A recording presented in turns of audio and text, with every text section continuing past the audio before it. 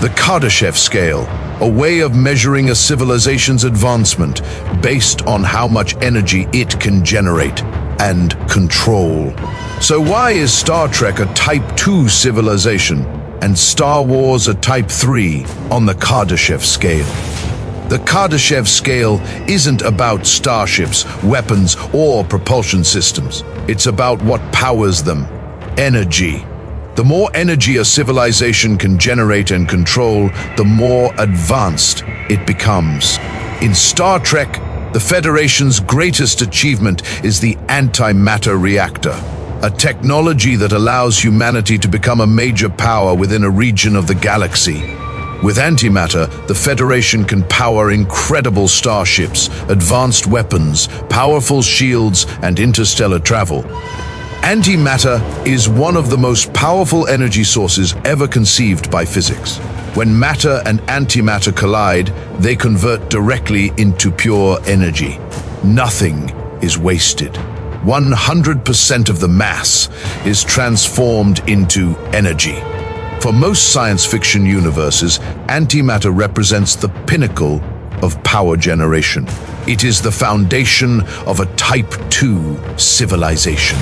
Star Wars operates on an energy scale that reaches beyond the confines of our universe. The Galactic Empire has mastered a fuel called Hypermatter, a substance that exists beyond normal space-time.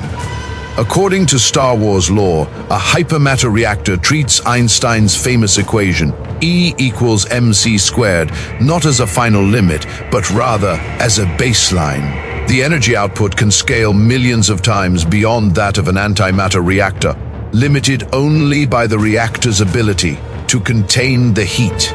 It's closer to a form of zero-point energy extraction, tapping near limitless energy from outside our universe. This is why Star Wars can build machines on a scale rarely seen in science fiction. Starships like the Executor, a 12-mile-long Imperial Star Destroyer, energy shields that cover entire planets, and moon-sized battle stations capable of destroying entire worlds.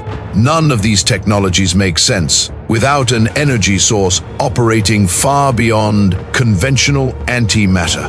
More energy means stronger weapons, stronger defenses, more powerful propulsion systems, and ultimately, a civilization operating across the entire galaxy, making Star Wars a Type 3 civilization on the Kardashev Scale. So the question becomes, is it possible to directly compare the Star Trek and Star Wars universes and declare which civilization is more powerful? Each universe is built around its own rules, limitations, and storytelling needs. But one thing we do know, a civilization becomes more powerful as its ability to generate and control energy increases. Energy is always the game changer. If an Imperial Star Destroyer can generate and deploy millions of times more energy than a Star Trek starship, that advantage will inevitably appear in the destructive power of its weapons, the strength of its shields, and the performance of its propulsion systems.